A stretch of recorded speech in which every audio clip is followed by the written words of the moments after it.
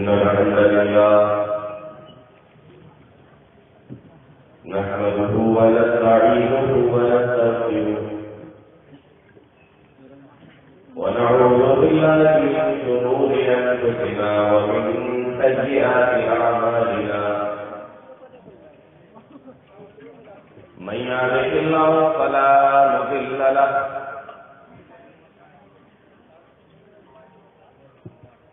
ومن يضلل فلا هادي له وأشهد أن لا إله إلا الله وحده لا شريك له وأشهد أن محمدا عبده ورسوله أما بعد يا أيها الذين آمنوا اتقوا الله حق تقاته ولا تموتن إلا وأنتم مسلمون يا أيها الناس اتقوا ربكم الذي خلقكم من نفس واحدة وخلق منها زوجها وبث منهما رجالا كثيرا ونساء واتقوا الله الذي تساءلون به والأرحام إن الله كان عليكم رقيبا يا أيها الذين آمنوا اتقوا الله وقولوا قولا سديدا يصلح لكم أعمالكم ويغفر لكم ذنوبكم ومن يطع الله ورسوله فقد فاز فوزا عظيما أما بعد فإن خير الحديث كتاب الله وخير الهدي هدي محمد صلى الله عليه وسلم وشر الأمور محدثاتها وكل محدثة بدعة وكل بدعة ضلالة وكل ضلالة في النار. أعوذ بالله السميع العليم من الشيطان الرجيم. بسم الله الرحمن الرحيم. لقد جاءكم رسول من أنفسكم عزيز عليه ما عنتم حريص عليكم بالمؤمنين رؤوف رحيم.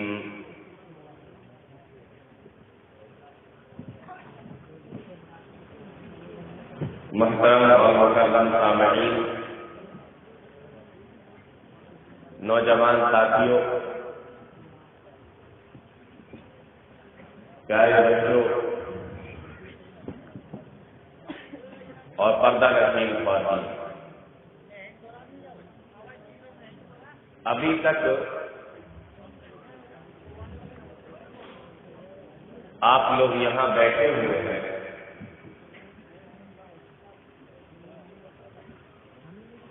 یہ بڑی خوشی کی بات ہے. آپ کا زیادہ وقت نہیں لیا جائے گا. تھوڑی دیر آپ سے چند باتیں کریں گے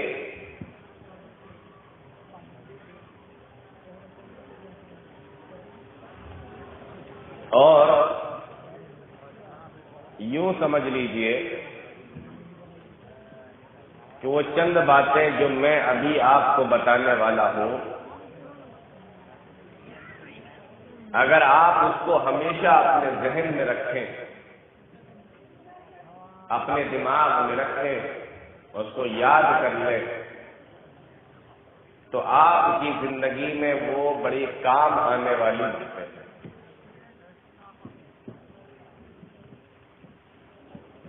اور یہ اب سے نہیں، بہت دنوں سے، لمبے ٹائم سے ایک پروپیگنڈا یہ کیا جا رہا ہے. جس طریقے سے اسلام کو بدنام کرنے کے لیے بہت ساری باتیں ایسی کہی جاتی ہیں جو اسلام کے اندر نہیں ہے، اسی طریقے سے ایک بات یہ بھی کہی جاتی ہے جو ہم اور آپ لوگ سنتے رہتے ہیں، وہ بات یہ ہے کہ اسلام کی جو تعلیمات ہیں وہ دہشت گردی کی تعلیمات ہیں، مسلمانوں کے اندر سختی ہوتی ہے، یہ کٹر پنتھی ہوتے ہیں، اور ان کی تعلیمات، ان کا اسلام ان کو انہی تمام چیزوں کا حکم دیتا ہے اور یہ اسی کو مانتے ہیں۔ میں ایک دو باتیں آپ کو بتاتا ہوں۔ موسم خراب ہو رہا ہے، اگر آپ لوگ بیٹھ کے سنیں گے تو میں سناتا رہوں گا، اور اگر آپ لوگ جاننے کی کوشش کریں گے، جائیں گے، تو آپ کو بتائے کہ مولوی سب سے پہلے بات آئے گا۔ اور یہ اس بزم کی آخری تقریر ہے، اور میں نے آپ کو بولا، میں نے آپ کو بتایا کہ زیادہ ٹائم آپ کا نہیں لیا جائے گا، کیونکہ مجھے بھی جانا ہے، میری بھی گاڑی ہے۔ تو توجہ میری طرف کیجیے اور تھوڑا سا ٹائم اللہ کی خاطر لگائیے۔ ہم اور آپ لوگ جس دین کو مانتے ہیں اس کو اسلام کہا جاتا ہے۔ ہماری عمر اتنی گزر گئی، کوئی 15 سال، کوئی 20 سال، کوئی 50 سال کا ہے، لیکن آج تک ہمیں یہ نہیں پتا چلا کہ اسلام کے معنی کیا ہے، اسلام کہتے کس کو ہے، اسلام کے معنی کیا ہے۔ عربی زبان کے اندر اسلام سلم سے بنا ہے، سین لام میم سے مل کر بنا ہے، اور یہ سین لام میم سے جو مل کر اسلام بنا ہے، اس کے معنی ہوتا ہے ایسا مذہب، ایسا دھرم، ایسا دین جس کے اندر شانتی ہو، جس کے اندر سکون ہو، سلامتی ہو، عافیت ہو، ایسے دین کو اسلام کہا جاتا ہے۔ یہ بات یاد کر لیجیے آپ، اسلام مطلب شانتی والا دین۔ جس مذہب کو دہشت گردی والا دین کہا جاتا ہے، اس مذہب کا نام اسلام ہے، اور اسلام کے معنی ہوتا ہے شانتی والا، دہشت والا نہیں۔ میں آپ سے پوچھوں کہ دنیا کے اندر سب سے قیمتی چیز کون سی ہے؟ ہو سکتا ہے بہت سارے لوگ کہیں کہ مال ہے، دولت ہے، پیسہ ہے، زمین ہے، جائیداد ہے،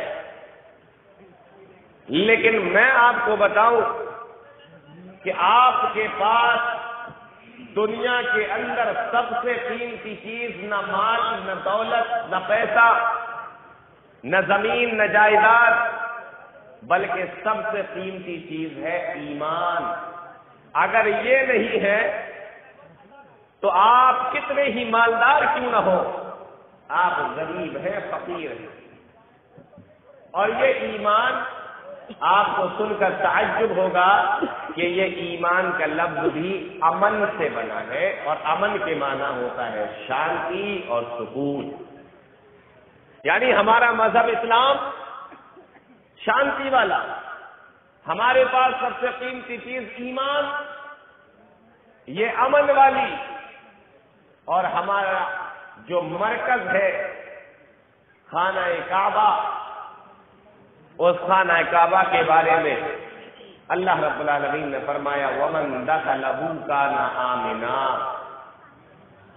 اللہ نے کعبہ کو امن کی جگہ قرار دیا، یعنی مسلمانوں کا جو مرکز ہے وہ امن کی جگہ، مسلمانوں کا جو ایمان ہے وہ امن والا، مسلمانوں کا جو دھرم ہے اسلام وہ شانتی والا، ہر چیز کے اندر سکون، اطمینان، شانتی، امن، سکون، سلامتی، عافیت آپ کو ملے گی۔ یہ مذہب اتنا پیارا ہے، یہ دین اتنا پیارا ہے کہ اس کے معنی کے اندر، اس کے نام کے اندر ہی سکون چھپا ہوا ہے۔ جس کے نام کے اندر سکون ہو، جس کے نام کے اندر سلامتی ہو، اس دین کی تعلیمات کے اندر کتنی سلامتی ہوگی اور کتنا سکون ہوگا، کتنا امن ہوگا۔ اور ہمارے پیارے نبی جناب محمد رسول اللہ صلی اللہ علیہ وسلم، جن کو اللہ نے رحمت للعالمین کہا، یعنی سارے جہاں کے لیے رحمت بن کر آئے، ایک مرتبہ اللہ کے نبی صلی اللہ علیہ وسلم سے پوچھا گیا، اللہ کے نبی سب سے بہترین مسلمان کون ہے بتائیے۔ پیارے نبی صلی اللہ علیہ وسلم سے سوال کیا گیا، بہترین مسلمان کون ہے؟ پیارے نبی صلی اللہ علیہ وسلم نے 2 لفظوں میں جواب دے دیا. آپ کو میں بتا دیتا ہوں اور آپ اپنے آپ کو جانچ لیجئے، تول لیجئے، ناپ لیجئے، پرکھ لیجئے، آپ اچھے مسلمان ہیں کہ نہیں؟ پیارے نبی صلی اللہ علیہ وسلم سے سوال کیا گیا اچھا مسلم کون ہے، بہترین مسلمان کون ہے؟ اللہ کے نبی صلی اللہ علیہ وسلم نے جواب دیا المسلم من سلم المسلمون من لسانہ ویدہ، مسلمان وہ ہے جس کی زبان سے اور جس کے ہاتھ سے دوسرا مسلمان محفوظ رہے. یعنی مسلمان اپنے ہاتھوں کے ذریعے سے کسی کو تکلیف نہ دے، کسی کو پریشان نہ کرے. اور ہاتھ تو بڑی بات ہے، اپنی زبان کے ذریعے سے بھی کسی کو تکلیف نہ دے، کسی کو پریشان نہ کرے، وہ مسلمان سب سے اچھا مسلمان ہے. اللہ کے نبی صلی اللہ علیہ وسلم ایسے آدمی کو بتا رہے ہیں کہ مسلمان تو وہ ہے جو من سلم المسلمون من لسانہ ویدہ، جو اپنے ہاتھوں کی حفاظت کرے، اپنے زبان کی حفاظت کرے اور اپنے ہاتھوں کے ذریعے سے، اپنی زبان کے ذریعے سے کسی دوسرے کو تکلیف نہ ہونے دے. تعلیم دیکھیے اسلام کی، سلامتی والا مذہب. اسلام کے معنی کیا ہوتا ہے؟ میں نے ابھی بتایا، بولو بتائیے، آپ بتائیے کیا بتایا میں نے ابھی؟ شانتی والا. اسلام کے معنی شانتی والا. تو جس مذہب کا، جس دین کا نام ہی ہو شانتی والا، اس کی تعلیمات کتنی پیاری ہوں گی. دیکھو تعلیمات بتائی جا رہی. بہترین مسلمان وہ ہے جس کی زبان سے اور جس کے ہاتھ سے دوسرا مسلمان محفوظ رہے، تکلیف نہ ہو، گالی نہ دے، غیبت نہ کرے، جھوٹ نہ بولے، تہمت نہ لگائے، چغلی نہ کرے، پریشان نہ کرے، گالی نہ دے. ایسے آدمی کو اللہ کے نبی صلی اللہ علیہ وسلم نے مسلمان بتایا، اچھا انسان بتایا، بہترین مسلمان بتایا. خود اللہ کے نبی صلی اللہ علیہ وسلم کا معاملہ دیکھیے. مکہ کی سرزمین ہے اور پیارے نبی صلی اللہ علیہ وسلم کی عمر صرف 25 سال کی ہے. 25 سال کے جو نوجوان ہیں ان سے ذرا پوچھو آپ نے کچھ کیا زندگی میں اپنی قوم کے لیے؟ آپ نے کچھ کیا اپنی قوم کے لیے، اپنے خاندان کے لیے؟ 25 سال کے نوجوان آپ کو اپنے محلے کے اندر، اپنے سماج کے اندر بیکار، فری، خالی بیٹھے ہوئے ملیں گے. کوئی کام نہیں کرتے. ایک ہی کام کرتے ہیں، موبائل چلانا آتا ہے ان کو بس. 20 سال کے ہیں، 25 سال کے ہیں، نہ گھر کی کوئی ذمہ داری یہ سنبھالنے کے لیے تیار، نہ سماج کی کوئی ذمہ داری یہ سنبھالنے کے لیے تیار، نہ خاندان کی کوئی ذمہ داری سنبھالنے کے لیے تیار. 25 سال کی عمر ہو گئی. کام کیا ہے؟ موبائل ہاتھ میں پکڑے ہوئے ہیں، دن میں رات میں بس موبائل چلایا جا رہا ہے، باقی کوئی کام نہیں. اللہ کے نبی صلی اللہ علیہ وسلم کی عمر 25 سال ہے اور کام کون سا کر رہے ہیں وہ دیکھیے. مکہ کے حالات خراب ہے اور مکہ کے اندر چوری بھی ہوتی ہے، ڈکیتی بھی ہوتی ہے، غریبوں کو ستایا بھی جاتا ہے، پریشان بھی کیا جاتا ہے، قتل کر دیا جاتا ہے، مال کو لوٹ لیا جاتا ہے. مکہ کے لوگوں نے جب یہ دیکھا، چند سرداروں کو جو بوڑھے تھے، بزرگ تھے، سوچنے لگے اگر اسی طریقے کے حالات رہیں گے تو مکہ کے حالات اتنے زیادہ بگڑ جائیں گے کہ حاجی حج کرنے کے لیے بھی نہیں آیا کریں گے. حاجی حج کرنے آ رہے ہیں، آپ ان کا سامان چھین لے رہے ہو تو کون آئے گا حج کرنے کے لیے؟ بولو. سوچنے لگے کہ تو حج بھی بند ہو جائے گا، لوگ ڈر کی وجہ سے آنے نہیں لگیں گے. کہنے لگے آؤ ہم ایک میٹنگ کر لیتے ہیں. کسی جگہ کے جب حالات خراب ہو جاتے ہیں تو وہاں کے جو اچھے لوگ ہوتے ہیں وہ میٹنگ کرتے ہیں اور وہاں کے حالات کو اچھا بنانے کی کوشش کرتے ہیں. اسی طریقے سے یہ سارے لوگ اکٹھا ہوئے, یہ بزرگ مکہ کے سردار اکٹھا ہوئے, یہ بوڑھے بوڑھے لوگ اکٹھا ہوئے, میٹنگ کر رہے ہیں. کسی کو بھی, کسی نوجوان کو بھی فکر نہیں ہے کہ اس میٹنگ میں شریک ہو جائے, اس میٹنگ کا حصہ بن جائے. لیکن اکیلے جناب محمد رسول اللہ صلی اللہ علیہ وسلم ایسے ہیں کہ جن کو اپنے قوم کی فکر ہے, لوگوں کی فکر ہے, اور ان بزرگوں کے ساتھ میں, ان بوڑھے سرداروں کے ساتھ میں پورے مکہ کے اندر اگر کوئی نوجوان شامل ہوا ہے اس میٹنگ کے اندر تو وہ جناب محمد رسول اللہ صلی اللہ علیہ وسلم ہے. دیکھو کتنی فکر ہے قوم کی. مجھے کوئی ایک نوجوان کھڑا ہو کر یہ بتا دے کہ میری عمر 25 سال کی ہے اور میں نے اپنی قوم کے لیے یہ اچھا کام کیا. اللہ اگر کسی کو, کسی نوجوان کو کوئی اچھا پد دے دے, کوئی اچھی نوکری دے دے, کوئی اچھا کام دے دے, سب سے پہلے وہ اپنی قوم سے منہ پھیر لیتا ہے. سب سے پہلے وہ اپنی قوم کی نہیں سنتا, وہ اپنے لوگوں کو نہیں دیکھتا. اس کو لگتا ہے کہ یہ تو سب کیڑے مکوڑے ہیں, ان سے دور رہو. تیور بدل جاتے ہیں. کبھی سوچا ہے کہ چلو ہم ماسٹر بن گئے, ہمارے قوم کے بچے ہیں چھوٹے چھوٹے, غریب ہیں, ان کو ہمیں اللہ نے خوب نوازا, ہم سرکاری ٹیچر ہیں, 50,000 40,000 60,000 کی تنخواہ مجھے ملتی ہے, 1 گھنٹہ ہم اپنی قوم کے غریب بچوں کے لیے نکال لیتے ہیں, ان کو ٹیوشن فری میں پڑھایا کریں گے. بولو سوچتے ہیں ہم کبھی کسی نوجوان نے سوچا کہ ہمیں اللہ نے ڈاکٹر بنا دیا, ہم پڑھ لکھ گئے, ہمارے قوم کے حالات بہت خراب ہیں, اس میں غریب لوگ بھی ہیں, اللہ نے ہمیں خوب نوازا, ہم نے پڑھائی کی لکھائی کی, ہم ڈاکٹر بنے, لاؤ مہینے میں, روز نہیں مہینے میں 1 ہی دن اپنے قوم کے اور اپنے یہاں کے اپنے گاؤں کے لوگوں کا علاج فری میں کیا جائے. 1 دن کوئی کیمپ لگا دیں گے اور اس کیمپ میں سب کا علاج ہوگا. سوچا ہے کبھی نہیں آتا ہے یہ خیال.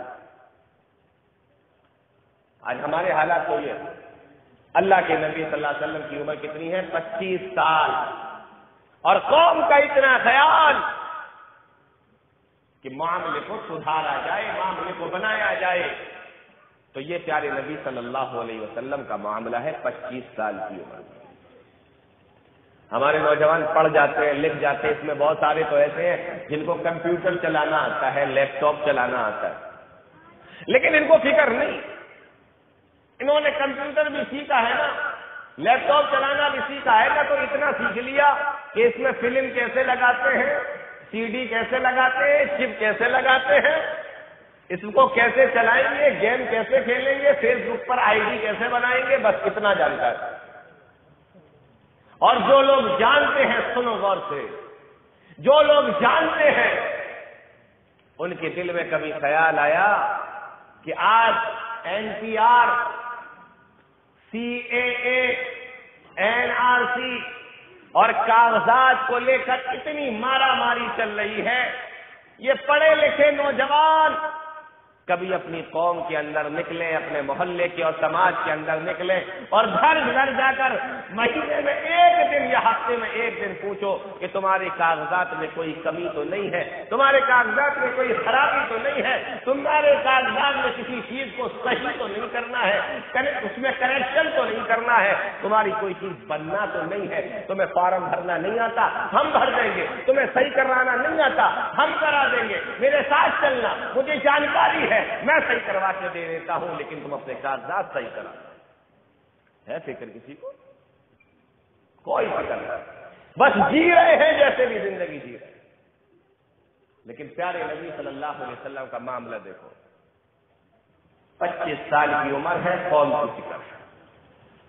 تو میں بتا یہ رہا تھا کہ اسلام کی جو تعلیمات ہیں وہ بڑی پیاری ہے. اب وہ تعلیمات ہیں, پیارے نبی صلی اللہ علیہ وسلم کی سیرت کے حوالے سے سنیے۔ اللہ کے نبی جناب محمد رسول اللہ صلی اللہ علیہ وسلم کوہ صفا پر بیٹھے ہوئے ہیں۔ صفا ایک پہاڑ کا نام ہے عرب کے اندر۔ حاجی لوگ جاتے ہیں حج کرنے کے لیے، عمرہ کرنے والے جاتے ہیں، جب تک وہ صفا اور مروہ پہ دوڑ نہیں لیں گے نا تب تک ان کا حج نہیں ہوتا، عمرہ نہیں ہوتا۔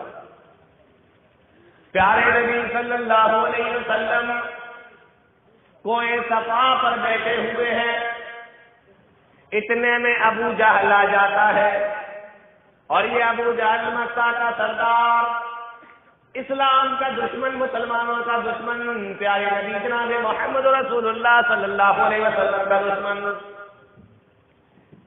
آنے کے بعد اللہ کے نبی صلی اللہ علیہ وسلم کو گالیاں دینا شروع کر دیتا ہے۔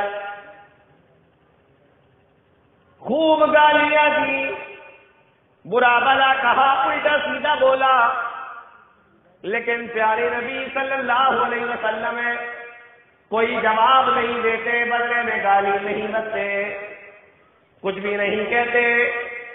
آج ہمارے یہاں کا ماحول دیکھو، اللہ کے نبی جناب محمد رسول اللہ صلی اللہ علیہ وسلم کے ماننے والوں کا معاملہ دیکھو۔ ہمارا معاملہ تو یہ ہے کہ کوئی کہہ کے دکھائے، یوں آستین چڑھاتے ہیں، تیری ہمت کیسے ہوئی، تیرے پاس میں دولت کم ہے، میں زیادہ مالدار ہوں، تیرا خاندان چھوٹا ہے، میرا خاندان بڑا ہے، تو کمزور ہے، میں طاقتور ہوں، اور تیری ہمت کیسے ہوئی میرے منہ لگنے کی، تیری ہمت کیسے ہوئی مجھ سے بات کرنے۔ ہمارا تو یہ معاملہ رہتا ہے، غلط تو نہیں بول رہا ہوں میں کوئی بات، لیکن پیارے نبی صلی اللہ علیہ وسلم کی بات دیکھیے، اسلام کی تعلیم دیکھیے، پیارے نبی صلی اللہ علیہ وسلم کی زندگی دیکھیے۔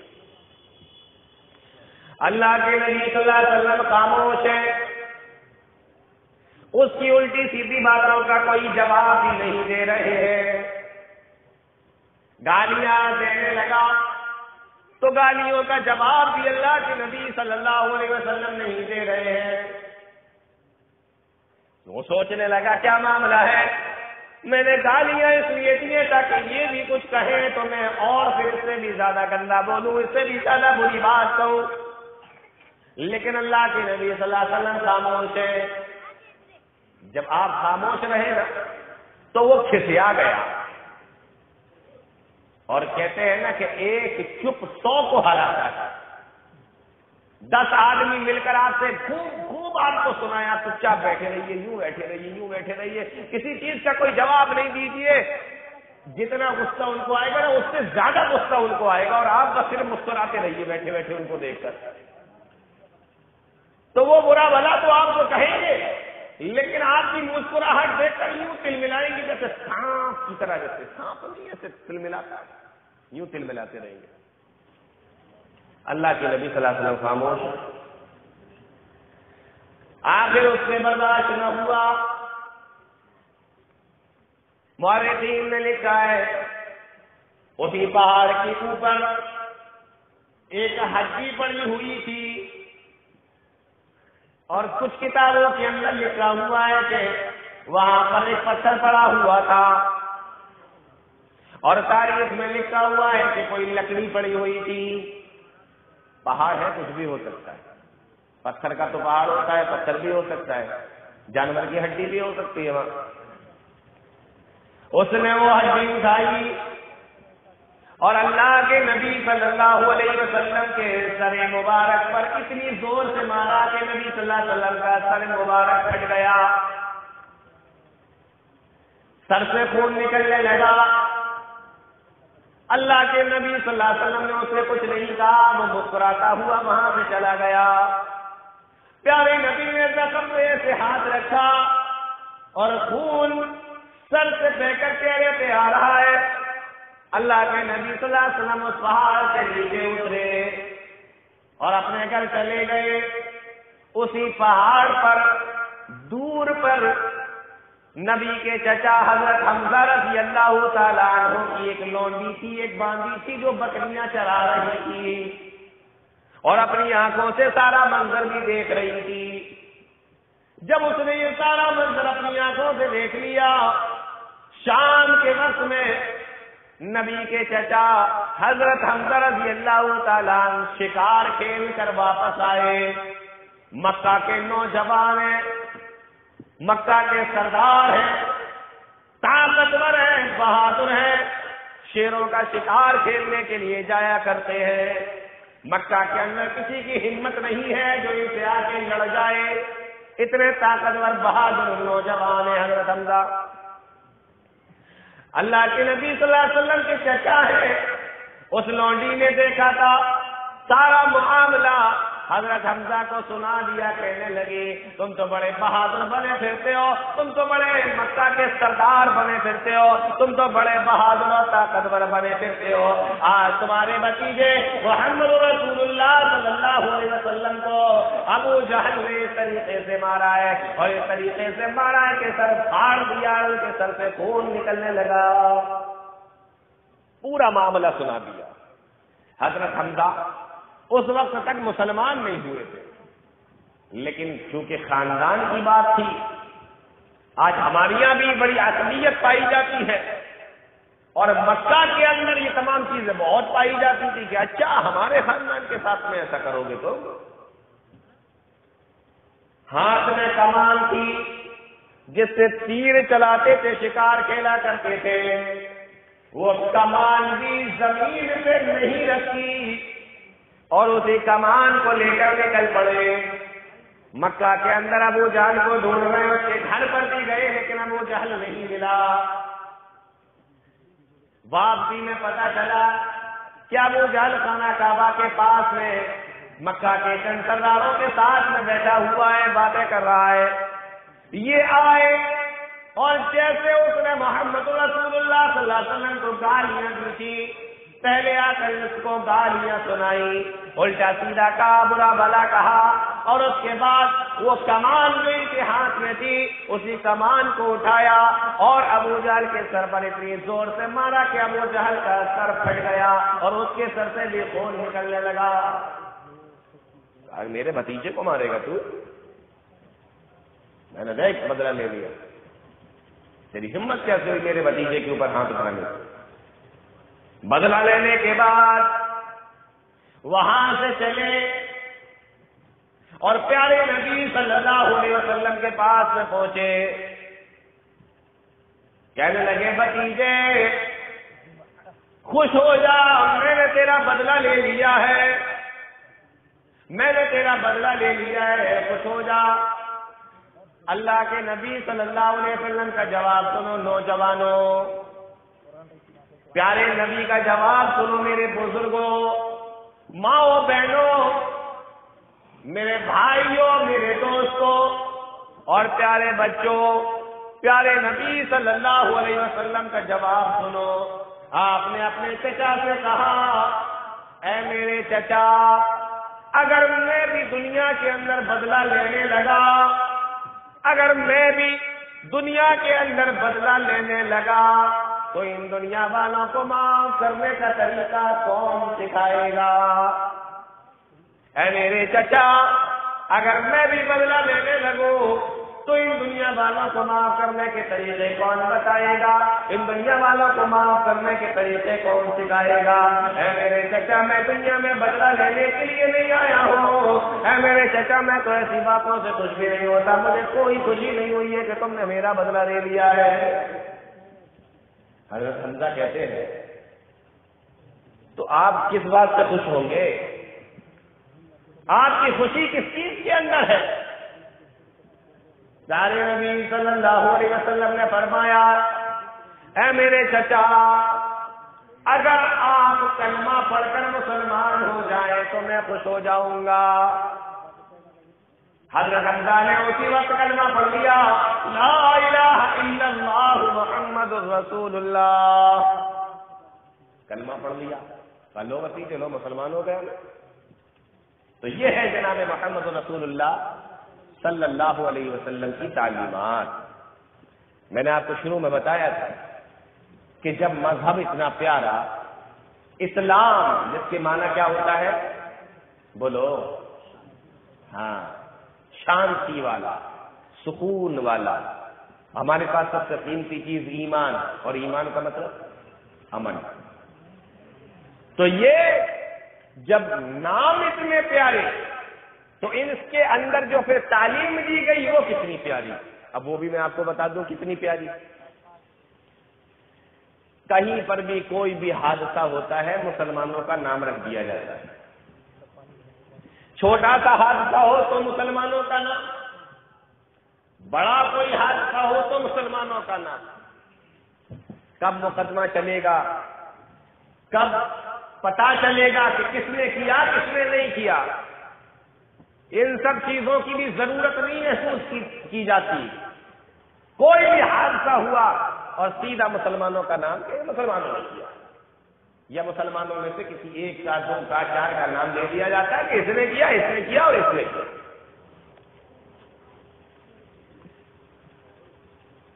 اگر صحیح مسلم ہے، صحیح طور پر اسلام کا ماننے والا ہے، وہ یہ کام کبھی نہیں کر سکتا. بتاؤ ایک اچھا مسلمان کسی کو گالی دے سکتا ہے؟ آپ بتائیے. ایک اچھا مسلمان کسی کو گالی دے سکتا ہے؟ کسی کو بلا وجہ تھپڑ مار سکتا ہے؟ جب ایک اچھا مسلمان بلا وجہ کسی کو گالی نہیں دے سکتا تو کسی کی جان لے سکتا ہے؟ آپ اسلام کی تعلیم دیں. اسلام انسان کو اچھا انسان بناتا ہے. کیسے بناتا ہے؟ اللہ اکبر. لوگ کہتے ہیں جان لے لیتے ہیں، یہاں اتنے مر گئے، وہاں اتنے ہوئے، انہوں نے کیا وہ انہوں نے کیا. میں ایک آیت پڑھ کر سناتا ہوں. اللہ قرآن کریم کے اندر فرماتا ہے من قتل نفسا بغیر نفس او فساد فی الارض فکانما قتل الناس جميعا. اگر کوئی کسی کو مار دے، جان لے لے، اگر کوئی کسی کو قتل کر دے، اللہ کی نظر میں گویا کہ اس انسان نے فکانما قتل الناس جميعا، پوری انسانیت کو مار دیا ہے، تمام دنیا کے لوگوں کی جان لے لی ہے. کتنا بڑا گناہ. اور آگے اللہ نے فرمایا وَمَنْ أَحْيَاهَا فَكَأَنَّمَا أَحْيَا النَّاسَ جَمِيعًا. اور اگر کسی نے کسی کی جان بچا لی تو گویا کہ اس نے پوری انسانیت کو مرنے سے بچا لیا، پوری انسانیت کی جان بچا لی. یہ اسلام کی تعلیمات ہیں. اب میں یہاں پر آپ کو ایک بڑی دلچسپ بات بتاتا ہوں، غور سے سنو. اسلام نے کسی دوسرے کی جان لینے کا حکم نہیں دیا. اب ایک سوال پیدا ہوتا ہے کہ ہم کسی دوسرے کی جان تو نہیں لے سکتے، لیکن کیا ہم اپنی جان خود لے سکتے ہیں؟ اور سننا اس بات کو، کیا ہم اپنی جان خود لے سکتے ہیں؟ کیا ہم آتم ہتیا کر سکتے ہیں؟ کیا ہم خودکشی کر سکتے ہیں؟ کیا ہم سوسائڈ کر سکتے ہیں؟ اگر کوئی انسان یہ سوچے کہ ہم اپنی جان خود دے دیں، خود سے مر جائیں، تو کیا اسلام نے اس کی اجازت دی ہے؟ بولو کیا کہہ رہے ہو؟ بولو نہیں نا. اب سوچو کہ جو اسلام خود اپنی جان لینے کو حرام کہتا ہو، گناہ کبیرہ کہتا ہو، اور یہ کہتا ہو کہ جیسے مرو گے جہنم میں ویسے ہی سزا تمہیں دی جاتی رہے گی. آگ لگا کے مرو گے تو آگ لگایا جائے گا، اوپر سے کود کے مرو گے تو اوپر سے کود کے مارا جاتا رہے گا، اور اگر تلوار یا چھری کے ذریعے سے اپنی جان لی ہوگی تو اسی کے ذریعے سے تمہیں مارا جاتا رہے گا.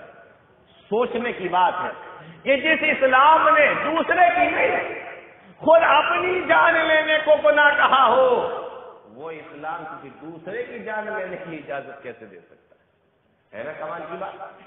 کتنے تعجب کی بات. اور اس سے بھی زیادہ تعجب کی بات ایک اور بتاتا ہوں. آپ کسی مسلمان کو گالی دے سکتے؟ اسلام کی تعلیم کیا ہے؟ آپ کسی کو گالی نہیں دے سکتے، وہ چاہے بڑا ہو چاہے چھوٹا ہو، چاہے وہ اپنا ہو چاہے غیر ہو، رشتے دار ہو نہ ہو، کوئی بھی ہو، مسلمان ہو نہ ہو، گالی نہیں دیتے. بات پیار سے کرو گے. اب میں جو بات بتانے والا ہوں وہ سنو. جو اسلام دوسرے کو گالی دینے سے منع کر رہا ہے. اب تعجب کی بات، ابو داؤد کی روایت ہے، علماء بیٹھے ہیں ان سے پوچھیے. ابو داؤد کی روایت ہے، اللہ کے نبی صلی اللہ علیہ وسلم نے ارشاد فرمایا لا تسبوا الدین. صبح کے وقت میں جب مرغا بانگ دیتا ہے نا، جس کو ہم لوگ کہتے ہیں مرغا اذان دیتا ہے، صبح کے وقت میں جن کے مرغے پلے ہوں گے انہیں پتہ ہوگا، بہت سارے لوگوں نے آپ لوگوں نے دیکھا ہوگا. تو صبح کے وقت میں مرغا بولتا ہے، بانگ دیتا ہے. کبھی کبھی کیا ہوتا ہے اس کے بانگ دینے سے آنکھ کھل جاتی ہے انسان کی، تو آدمی کو بڑا کبھی کبھی غصہ بھی آتا ہے کہ دیکھو آنکھ کھل گئی میری، تھکا ہوا تھا، نیند پوری نہیں ہوئی، یار ان کا مرغا بہت بولتا ہے، اٹھا دیتا ہے صبح ہی صبح. اور گرمی کے موسم میں تو یہ بہت ہوتا ہے کہ نہیں؟ ہاں، اسلام کی تعلیم دیکھو. اللہ کے نبی صلی اللہ علیہ وسلم فرماتے ہیں وہ صبح کے وقت میں جو بانگ دیتا ہے فرشتوں کو دیکھ کر دیتا ہے. اگر اس کی آواز سے تمہاری آنکھ کھل جائے تم ڈسٹرب ہو جاؤ. حدیث کے الفاظ سنو، لا تسبوا الدین، تم مرغے کو گالی مت دینا، اسے برا نہ کہنا، اسے گالی نہ دینا. مسلمانوں سوچو، جو اسلام کسی جانور کو بھی گالی دینے سے منع کرتا ہو، وہ اسلام کسی انسان کو گالی دینے کی اجازت کیسے دے؟ یہ ہمارا مذہب ہے، یہ دین ہے ہمارا، یہ اسلام ہے ہمارا. اس سے بہتر مذہب آپ کو مل ہی نہیں سکتا. ان الدین عند اللہ الاسلام، یہ اسلام اللہ کا پسندیدہ دین ہے. پیارے نبی صلی اللہ علیہ وسلم کا معاملہ دیکھو. آپ مکہ سے مدینہ آئے، مدینہ پہنچے، دیکھا کہ مدینہ والے آپس میں خوب لڑتے ہیں آپس میں. اور مدینہ کے اندر دو قبیلے ہیں، اوس اور خزرج. یہ آپس میں لڑتے رہتے اور اتنا لڑتے ہیں کہ ان دونوں کے بیچ میں ایک جنگ ہوئی تھی جس کو جنگ بعاث کہا جاتا ہے. مورخین میں لکھا ہے کہ 40 سال تک یہ جنگ ان کی چلتی رہی. 40 سال تک. ہم لوگ کسی سے لڑیں گے نا، 1 دن 2 دن 4 دن 5 دن، اس کے بعد 1 سال 2 سال 10 سال، 40 سال تک لڑتے رہے. اتنی خطرناک ان لوگوں کی آپس میں جنگ تھی. لیکن اللہ کے نبی صلی اللہ علیہ وسلم آنے کے بعد ان کو بھائی بھائی بنا دیا، بھائی بھائی بنا دیا. لڑائیاں ختم، آپسی اختلاف ختم. اور کیسے ختم ہوئے وہ سنو، میں مثال دیتا ہوں. جنگ یرموک کا زمانہ ہے. غور کرو، اللہ کے نبی صلی اللہ علیہ وسلم نے ان لوگوں کو آپس میں کتنا ہمدرد اور کتنا آپس میں ایک دوسرے کے لیے رحم دل بنا دیا. اسلام کی تعلیمات دیکھیے. پیارے نبی صلی اللہ علیہ وسلم کے صحابہ کو دیکھو، یہی لڑنے والی قوم جو تمہارے اونٹ میں پہلے پانی کیسے پی لیا، میرے اونٹ نے پانی بعد میں کیوں پیا، تم نے اپنے اونٹ کو پہلے پانی کیوں پلا لیا. اتنی چھوٹی چھوٹی سی بات پر جب یہ لڑا کرتے تھے تو برسوں لڑا کرتے تھے. 40 سال تک ان کی لڑائیاں چلتی رہتی تھی. اتنی لڑنے والی قوم. لیکن اسلام آیا، اسلام کی تعلیمات دیکھو، اور جناب محمد رسول اللہ صلی اللہ علیہ وسلم کا طریقہ دیکھو، پیارے نبی صلی اللہ علیہ وسلم کا انداز دیکھو. جنگ یرموک ہو رہی ہے. نبی کے ایک تابعی ہے جن کا نام ہے حضرت اکرمہ رضی اللہ تعالیٰ عنہ. رومیوں سے لڑائی ہو رہی ہے، عیسائیوں سے لڑائی ہو رہی ہے، اور حضرت اکرمہ رضی اللہ تعالیٰ عنہ دشمنوں کی فوج کے اندر گھس جاتے ہیں. بڑی دور تک چلے جاتے ہیں، اکیلے اندر دشمنوں کی صفوں میں گھس جاتے ہیں. حضرت خالد بن ولید رضی اللہ تعالیٰ عنہ سپہ سالار ہیں. انہوں نے جب یہ دیکھا، شام کے وقت میں جب جنگ بند ہوئی، حضرت اکرمہ رضی اللہ تعالیٰ عنہ سے کہنے لگے، اے اکرمہ، میں دیکھ رہا ہوں کہ تم اکیلے دشمنوں کی صفوں میں چلے جاتے ہو، تھوڑا اپنا خیال کیا کرو، اپنا بھی تھوڑا دھیان رکھا کرو. کہیں تمہاری جان نہ چلی جائے، ابھی مسلمانوں کو تمہاری ضرورت ہے، ابھی اسلام کو تمہاری ضرورت ہے، ابھی ہم لوگوں کو تمہاری ضرورت ہے، تھوڑا سا اپنا بھی خیال رکھا کرو کہیں تمہاری جان نہ چلی جائے۔ حضرت اکرمہ نے سنا۔ سپہ سالار کون ہے، کمانڈر کون ہے؟ حضرت خالد بن ولید رضی اللہ تعالی۔ کہنے لگے، حضرت اکرمہ کہتے خالد بن ولید سے، اے خالد کیا چاہتے ہو؟ تم مجھ سے پہلے اسلام لے آئے، مجھ سے زیادہ تم نے نبی کے پیچھے نمازیں پڑھی ہے، مجھ سے زیادہ روزے رکھے ہیں، مجھ سے زیادہ تم نبی کے ساتھ میں رہے ہو، ہر نیکی میں تو تم مجھ سے آگے نکل گئے، اب جب مجھے یہ نیکیاں کمانے کا موقع ملا ہے تو یہ چاہتے ہو کہ میں پیچھے رہ جاؤں؟ حضرت خالد بن ولید رضی اللہ تعالیٰ عنہ نے فرمایا، اے اکرمہ میں بالکل یہ نہیں چاہتا، میں تو صرف یہ کہنا چاہتا ہوں کہ تم تھوڑا سا اپنا خیال رکھا کرو، تھوڑا اپنے اوپر بھی دھیان دو، ابھی مسلمانوں کو تمہاری ضرورت ہے۔ سمجھا دیا۔ صبح ہوئی، پھر سے جنگ شروع ہو گئی، پھر سے جنگ شروع ہو گئی، رومیوں کے ساتھ میں جنگ ہو رہی ہے، اور شام کے وقت میں جب جنگ کا فیصلہ ہوتا ہے، اللہ تعالیٰ مسلمانوں کو فتح دیتا ہے، فتح نصیب ہو جاتی ہے، رومی بھاگ جاتے ہیں، شکست ہو جاتی ہے، مسلمانوں میں سے جو شہید ہوئے تھے ان کو اٹھا کے لایا جانے لگا، جو زخمی ہوئے تھے ان کو بھی لے کر آیا جانے لگا۔ کیا دیکھتے ہیں کہ 3 لوگوں کا کہیں کوئی پتہ نہیں چل رہا ہے، 3 مسلمان نہیں مل رہے، آخر یہ 3 مسلمان کہاں چلے گئے؟ اب سنو غور سے، حضرت حارث بیان کرتے ہیں، میں نے پانی کا مشکیزہ ٹانگا اور ہاتھ میں پیالہ لے لیا اور ان 3 مسلمانوں کو ڈھونڈنے کے لیے میں میدان کے اندر نکل گیا۔ پانی ہاتھ میں ہے کہ کہیں اگر مل گئے زخمی کہیں تو پانی تو پلا دیں گے کم سے کم۔ کہنے لگے میں پانی کا پیالہ ہاتھ میں لے کر، مشکیزہ ٹانگ کر ان 3 نوجوانوں کو، ان 3 مسلمانوں کو ڈھونڈنے کے لیے نکلا۔ بڑی دور جانے کے بعد جہاں پر عیسائیوں کی فوجیں تھیں، رومیوں کی فوجیں تھیں، وہاں پر جب میں پہنچا تو میں کیا دیکھتا ہوں کہ ایک مسلمان ہے، زخمی حالت میں ہے، بدن پورا زخموں سے چور ہے اور خون بھی کافی نکل چکا ہے، بدن کے اوپر، چہرے کے اوپر، سر کے اوپر گرد و غبار لگا ہوا ہے، مٹی لگی ہوئی ہے، ہونٹ سوکھ گئے ہیں، خون بہہ گیا ہے۔ میں نے جب غور سے دیکھا مسلمانوں تو وہ کوئی اور نہیں، حضرت اکرمہ رضی اللہ تعالی عنہ تھے۔ کون تھے؟ بولو۔ حضرت، ہاں انہیں کو تو سمجھایا تھا نا حضرت خالد بن ولید نے کہ زیادہ اندر تک مت جایا کرو، اپنا بھی خیال رکھو۔ یہ کہتے ہیں حضرت حارث، جب میں نے دیکھا تو وہ کوئی اور نہیں، حضرت اکرمہ رضی اللہ تعالی عنہ تھے۔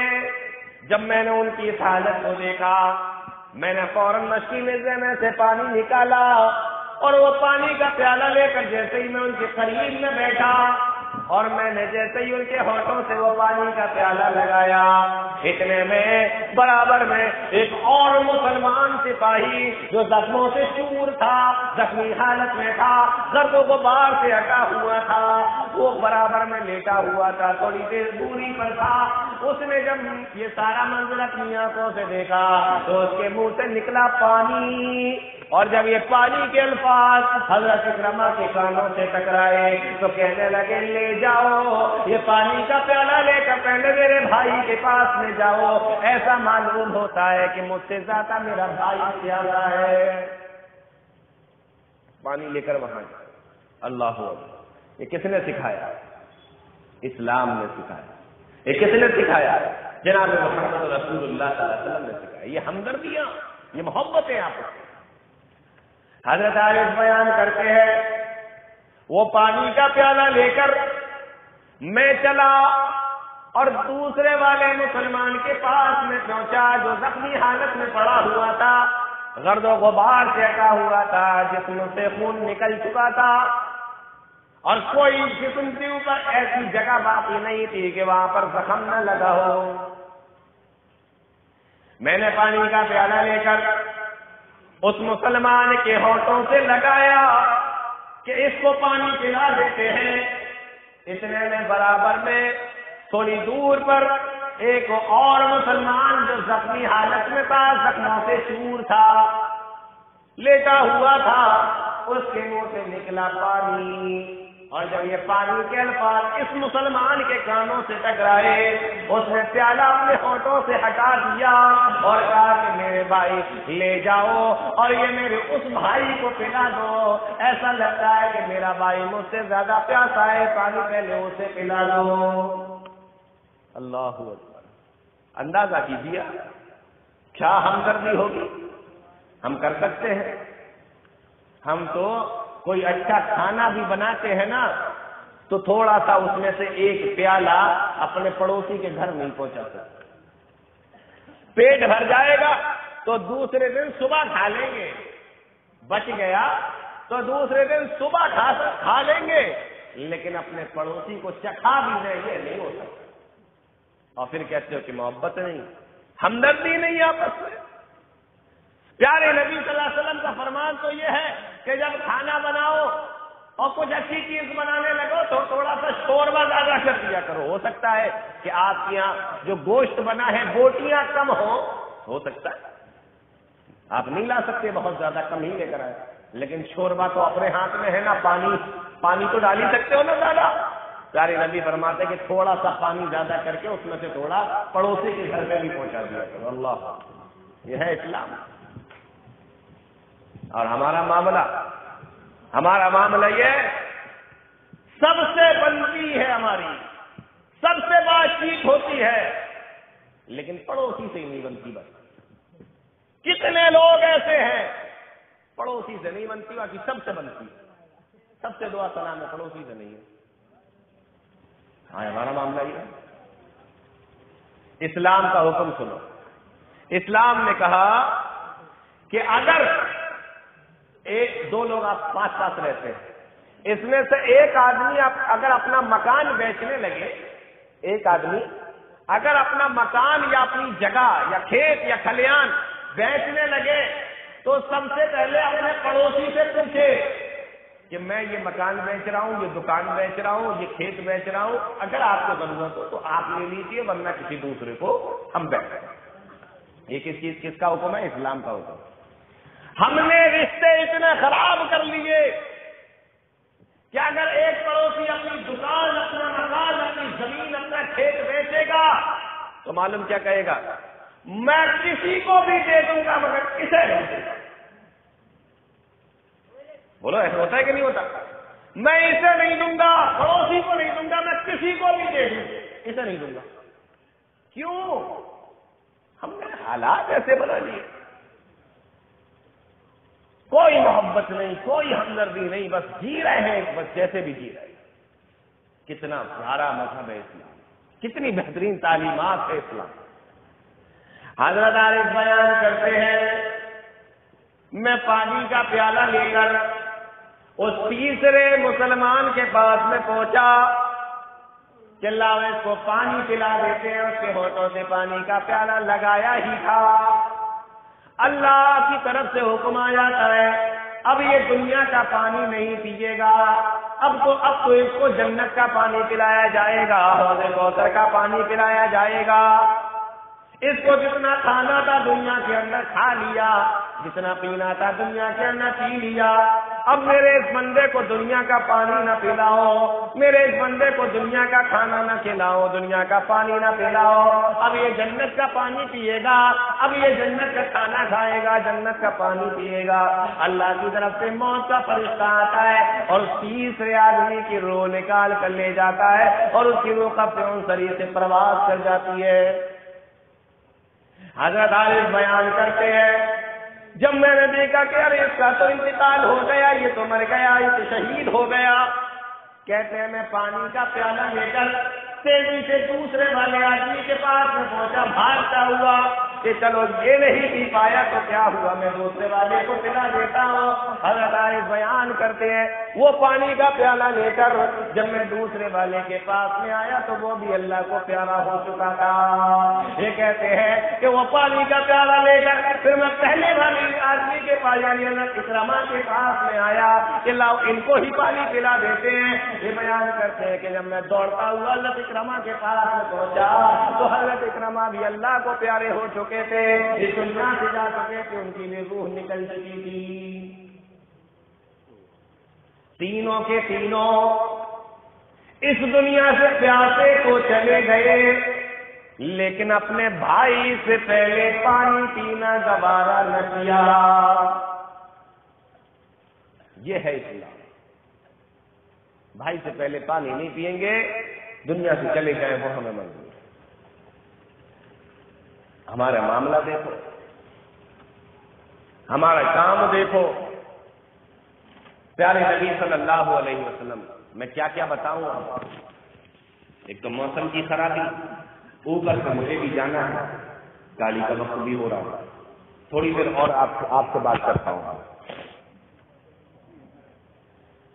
اللہ کے نبی صلی اللہ علیہ وسلم مکہ کے اندر ہے اور آپ کی عمر 35 سال ہے. کتنی عمر ہے؟ 35 سال. 35 سال کی عمر ہے اللہ کے نبی صلی اللہ علیہ وسلم کی.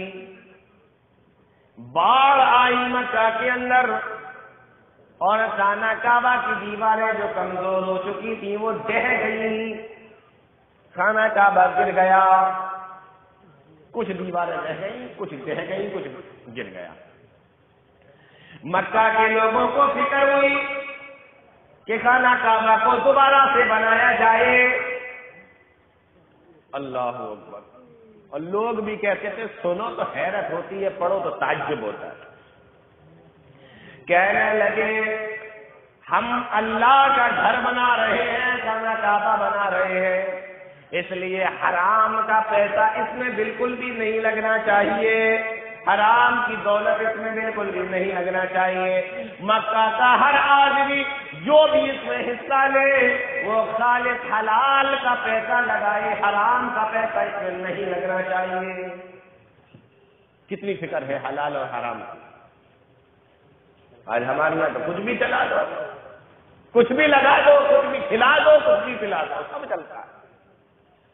سود کا ہو, بیاج کا ہو, کسی سے چھین کے لیا ہو, کسی کا حق مارا ہو, کچھ بھی ہو, سب چلا لیتے ہیں. یہ مکہ کے لوگ ہیں, مسلمان نہیں ہوئے ابھی تو نبی کی عمر ہی 35 سال ہے. جب 40 سال کے ہوں گے تب یہ نبی ہوں گے, تب نبی کی نبوت کا اعلان کریں. ابھی تو یہ خود نبی نہیں ہے, 35 سال کی عمر ہے. مکہ والے کہتے ہیں, کہنے لگے کہ سارے کے سارے لوگ حلال کا پیسہ لگائیں گے, حرام کا پیسہ نہیں لگائیں گے. خانہ کعبہ بنایا جانے لگا, پیسہ کم پڑ گیا.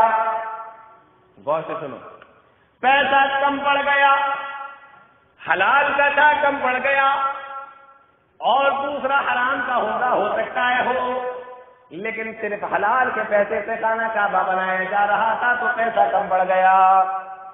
تو ایک طرف سے دیوار کو تھوڑا سا قریب کر دیا گیا, جیسے یہ بنیاد ہے تو اب یہ گر گیا تو اسی بنیاد پر دوسرا کھڑا کرنا ہے, لیکن 3 دیواریں بن گئی, پھر پیسہ کم پڑ گیا. تو یہ جو چوتھی دیوار پرانی بنیاد پر جس کو بنانا تھا اس کو تھوڑا اندر کی طرف سرکا دیا. یوں کر کے بڑا کریں گے نا تو پیسہ زیادہ لگے گا, مال زیادہ لگے گا, تو دیوار کو اندر کی طرف سرکا دیا, تو اس کا تھوڑا چھوٹا کر دیا.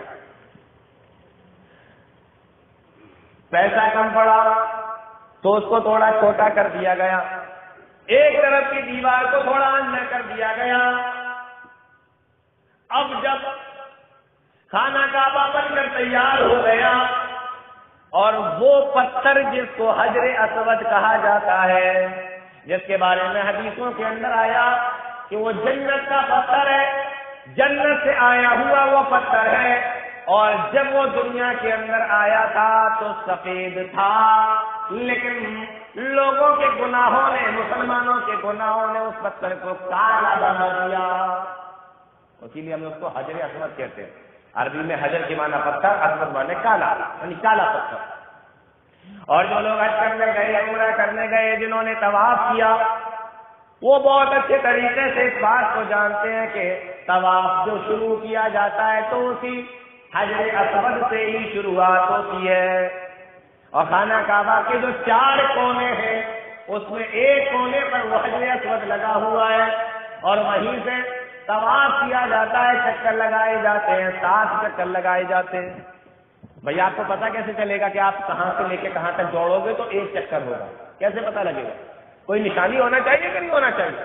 تو وہ وہی پتھر ہے، وہیں سے دوڑنا شروع کرو، اور دوڑ کر جب وہیں آ جاؤ گے تو یہ آپ کا 1 چکر پورا ہو جائے گا۔ تو وہاں سے دوڑنا شروع کرتے ہیں، 7 چکر لگا۔ اب جب وہ جنت سے لایا ہوا پتھر اس کو اس کی جگہ پر رکھنے کی باری آئی تو قبیلوں کے درمیان میں آپس میں لڑائی ہو گئی، مکہ کے لوگوں کے درمیان میں آپس میں لڑائی ہو گئی۔ ہر قبیلہ یہی چاہتا تھا، ہر خاندان یہی چاہتا تھا کہ وہ پتھر ہم رکھ دے، اس پتھر کو ہم اس کی جگہ پہ رکھیں، تاکہ جب دنیا کے اندر یہ بات لکھی جائے، تاریخوں میں لکھی جائے کہ خانہ کعبہ تو پورے مکہ کے لوگوں نے مل کر بنایا تھا، لیکن یہ جو حجر اسود ہے یہ مکہ کے فلاں خاندان کے لوگوں نے رکھا تھا، تو ہمارا نام تھوڑا سا الگ ہو جائے گا، ہمارا نام تھوڑا الگ آئے گا، ہماری ویلو بنے گی کہ یہ پورا کام تو گاؤں کے لوگوں نے مل کے کرایا، لیکن یہ جو ممبر ہے جو نا دیکھو بڑا خوبصورت سا دکھ رہا ہے مسجد کے اندر، یہ فلاں آدمی نے بنوایا، یہ مسجد کا جو مینارہ دیکھ رہے ہو نا اتنا خوبصورت بنایا، یہ ایک آدمی نے بنایا، یہ فلاں سیٹ ہے ہمارے یہاں انہوں نے بنایا۔ ایسا سوچ ہوتی ہے کہ نہیں ہوتی لوگوں کی؟ تو نام ہو جائے کہ فلاں نے رکھا۔ اچھا، مؤرخین نے لکھا ہے ہر قبیلہ یہی چاہتا تھا کہ وہ حجر اسود اپنے ہاتھ سے اس جگہ پہ رکھ دے جہاں پہ وہ رکھا ہوا تھا۔ اس بات کو لے کر آپس میں لڑائی ہو گئی، اور اتنی سخت لڑائی ہوتی، مؤرخین نے لکھا ہے کہ لوگوں نے بھیڑ اور بکریوں کو ذبح کر کے اس کے خون کو پیالے میں نکالا، اور اس کے خون کے اندر اپنا ہاتھ ڈال ڈال کر قسمیں کھائیں کہ ہم سب کو مار دیں گے اور حجر اسود کو ہم اس کی جگہ پہ رکھیں گے، کسی دوسرے کو نہیں رکھنے دیں گے، قسمیں کھائی جا رہی۔ مؤرخین نے لکھا ہے کہ اگر جنگ ہو جاتی تو اتنی بڑی جنگ ہوتی، اتنی سخت جنگ ہوتی کہ مکہ کے اندر اس سے زیادہ سخت جنگ کبھی نہیں ہوا ہوتی۔ لوگ پریشان کیا کریں، یہ تو پورا ایک معاملہ ہی بگڑ گیا۔ تو مکہ کے چند سردار اکٹھا ہوئے اور سوچنے لگے کہ اس کا حل کیسے کیا جائے، اس کا فیصلہ کیسے کیا جائے۔ تو آپس میں میٹنگ کر کے بولے کہ کل صبح، غور سے سنو، کل صبح جو خانہ کعبہ میں سب سے پہلے داخل ہو، جو خانہ کعبہ میں سب سے پہلے داخل ہو اسی سے ہی فیصلہ کروا لیا، جو سب سے پہلے داخل ہوگا اسی سے فیصلہ کروا لیا جائے گا کہ ہمیں کیا کرنا چاہیے۔ اچھا، یہ انہوں نے کیوں بولا؟ تو وہ اس لیے بولا کہ جو سب سے پہلے آئے گا وہ نیک انسانی تو ہوگا۔ خانہ کعبہ میں آ کر لوگ عبادت کرتے تھے، وہ کرتے کسی بھی طریقے سے تھے لیکن کرتے تو عبادت تھے، اور جو صبح اپنی نیند چھوڑ کر سب سے پہلے آ کر عبادت کرنے لگ جائے، اس کا مطلب یہ ہے کہ وہ بندہ ٹھیک ہی ہے، عبادت گزار ہے، نیک ہے۔ آج ہمارے یہاں بھی کچھ لوگ ایسے ہوتے ہیں، سارے تو نہیں ہوتے، کچھ لوگ 1 2 4 اس طریقے کے لوگ پائے جاتے ہیں کہ صبح فجر کے وقت اٹھ جاتے ہیں، مسجد گئے، مسجد کا تالا کھولا، وقت ہے تو تہجد کی نماز پڑھ لی، اور اگر نہیں ہے تو وضو بنایا، فجر کی اذان دے دی. ایسا ہوتا ہے کہ نہیں ہوتا؟ بولو. اور اگر کوئی ایسا کرتا ہے تو اس کے بارے میں لوگ کیا کہتے ہیں؟ یہ بدتمیز آدمی ہے. ایسا بولتے ہیں کیا؟ نہیں نا. اس کے بارے میں بولتے ہیں کہ یہ ہمارے لیے بہت اچھے آدمی ہیں. یعنی صبح کے وقت میں جو جلدی اٹھ کر عبادت کرتا ہے، لوگوں کا یہ خیال ہوتا ہے اس کے بارے میں کہ یہ اچھا آدمی ہے. تو کہا کہ جو صبح کے وقت میں سب سے پہلے اٹھ کر خانہ کعبہ میں آئے گا، اسی سے فیصلہ کروا لیں گے. صبح کا وقت ہوتا ہے، سب سے پہلے خانہ کعبہ کے اندر مکہ کے جو شخص داخل ہوئے وہ کوئی اور نہیں، جناب محمد رسول اللہ صلی اللہ علیہ وسلم تھے. کون تھے؟ بولو ایک بار، کون تھے؟ زور سے بولو، کون تھے؟ محمد، پورا نام لیجیے. یہ کیا ہوتا ہے؟ محمد رسول اللہ صلی اللہ علیہ وسلم سے بولو. اس سے مجھے پتہ چلے گا نا کہ آپ غور سے سن رہے ہیں، سو نہیں رہے. تھوڑا بہت چیک بھی کرنا چاہیے. بہت سارے لوگ کیا سوچتے ہیں نا، ہم کیوں بولے؟ صرف مولوی چیخے، کسی کو چیخنے دو، ہم کیوں بولے؟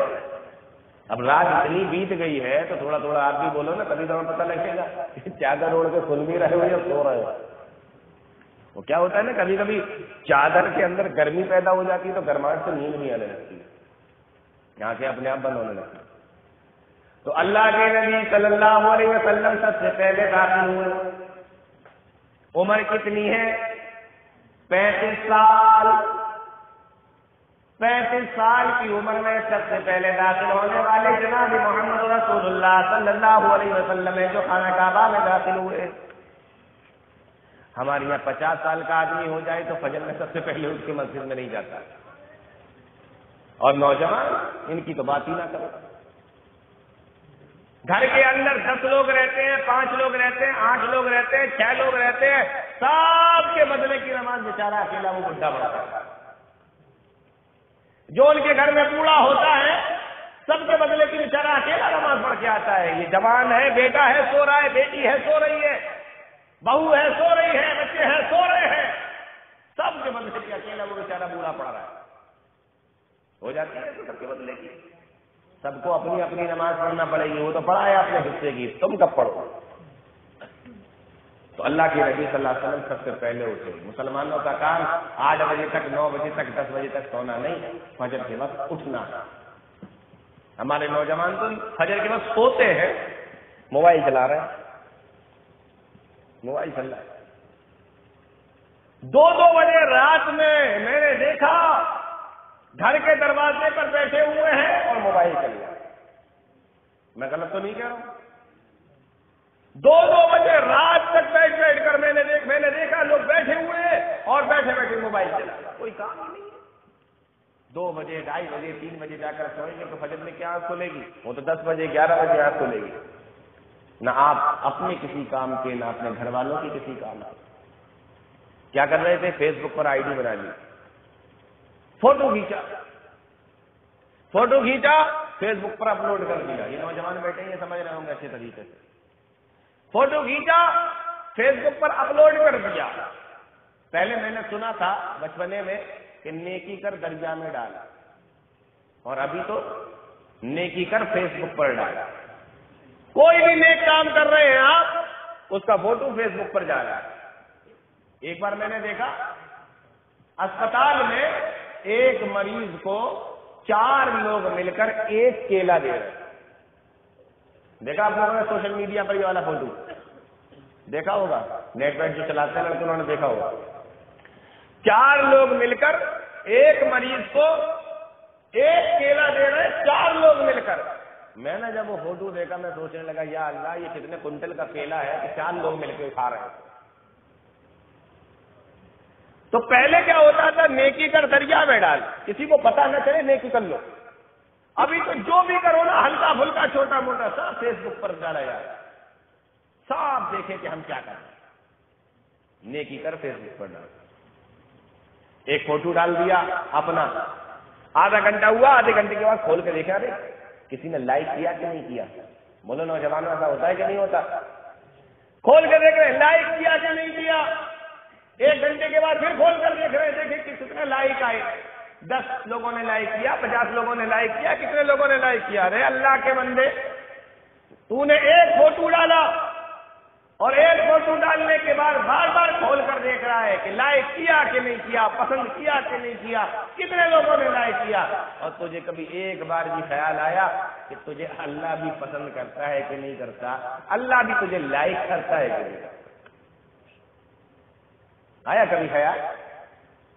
ہمیں اللہ پسند کرتا ہے کہ نہیں، ہمیں اللہ لائک کرتا ہے کہ نہیں، یہ تو ایک بار بھی خیال نہیں آیا، اور اپنا ایک فوٹو ڈالا تو 50 بار چیک کیا کہ مجھے لائک کون ہے۔ مسلمانوں، یہ ہمارے حالات۔ تو 35 سال کی عمر ہے، اللہ کے نبی صلی اللہ علیہ وسلم داخل ہوئے، اور جیسے ہی نبی داخل ہوئے مکہ کے لوگوں نے دیکھا تو جانتے ہو کیا کہا؟ ھذا الامین رضینا ہو، امانت دار آ گئے، امین آ گئے، یہ جو بھی فیصلہ کرتے ہم ماننے کے لیے تیار ہیں۔ کتنے تعجب کی بات ہے، ابھی فیصلہ کیا ہی نہیں، کیا کریں گے وہ بھی نہیں پتا، کیا بولیں گے نہیں معلوم، لیکن بھروسہ اتنا بھروسہ کہ یہ جو بھی بولیں گے ہم ماننے کے لیے تیار۔ ہمارے یہاں ہے کوئی ایسا نوجوان جس کے بارے میں ہم یہ کہہ سکیں کہ ہماری قوم کے، ہمارے سماج کے اندر یہ صاحب جو فیصلہ کرتے ہیں پوری قوم ماننے کے لیے تیار؟ نہیں۔ کیوں؟ اس لیے کہ ہم نے اپنے آپ کو ویسا بنایا ہی،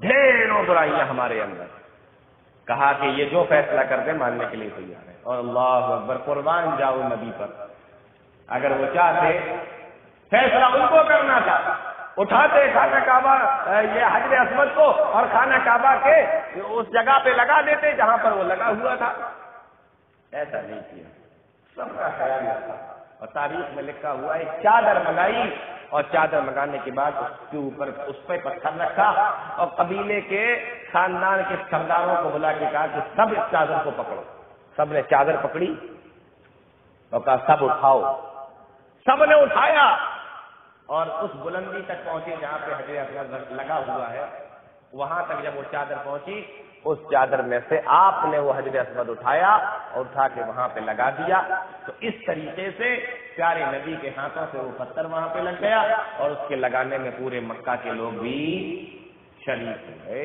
شامل ہو۔ یہ ہے اسلام، یہ سکھاتا ہے، ایسے پتہ چلتا ہے کہ اسلام کے اندر اسلام کی تعلیمات کیا ہے، اسلام ہمیں کیا بتاتا ہے۔ اور آج ہمارا معاملہ، مکہ کے لوگ دیکھیں تو یہ کہیں کہ یہ امین ہے، امانت دار ہے، اور آج ہم اپنے مسلمان بھائی کو قرضہ دینے کے لیے تیار ہیں، کیوں؟ معلوم ہے نا واپس ہی نہیں ملے گا، امانت رکھنے کے لیے تیار نہیں، کیوں؟ معلوم ہے کہ واپس نہیں ملے گی، اور تو اور کاروبار اور بزنس کرنے کے لیے بھی تیار نہیں، معلوم ہے کہ یہ دھوکہ دے دے گا اور یہ ہمیں نقصان میں پہنچا دے گا، یہ ہمارے ساتھ فراڈ کر سکتا ہے۔ ہم نے اپنے آپ کو بڑی محنتوں کے بعد ایسا بنایا کہ لوگ ہمیں خیانت والا کہہ سکے، لوگ ہمیں دھوکے باز کہہ سکے، اور پھر اس پر پوری دنیا کے اندر مسلمانوں کا رونا کہ ہمیں ایسے بولا جا رہا ہے، ہمیں ایسے کہا جا رہا ہے۔ مسلمانوں، میں آپ کو یہی بتا رہا تھا کہ اسلام کی تعلیمات بہت پیاری ہیں، اور جناب محمد رسول اللہ صلی اللہ علیہ وسلم کی جو زندگی ہے، آپ کی جو عادت مبارکہ ہے، وہ ہمیں کیا سکھاتی ہے۔ آپ کی ایک ایک چیز کے اندر کتنا درس ہے، کتنا سبق ہے ہمارے راستے میں۔ میں نے یہاں پر چند چیزیں ذکر کی ہیں، میری طبیعت بھی گڑبڑ ہے، میں نے شیخ کو پہلے بھی بتایا تھا کہ میں زیادہ دیر رہتے ہی شیخ نہیں بول سکوں گا، طبیعت بھی میرا ساتھ نہیں دے رہی ہے، تو میں اپنی باتوں کو یہیں پہ ختم کرتا ہوں۔ رات بھی کافی گزر چکی ہے، لیکن جو باتیں میں نے بتائی ہیں، یہ باتیں کوئی بہت زیادہ بڑی نہیں ہے کہ آپ اس کو مان نہیں سکتے، اس پہ چل نہیں سکتے، وہ اپنی زندگی میں لا نہیں سکتے۔ اللہ تعالیٰ سے دعا کیجیے اللہ تعالیٰ ہم تمام لوگوں کو نیک عمل کی توفیق عطا فرمائے، قرآن و حدیث کو سمجھنے کی اس پہ چلنے کی توفیق عطا فرمائے، آمین تقبل یا رب العالمین، وآخر دعوانا الحمد للہ رب العالمین، وسلام۔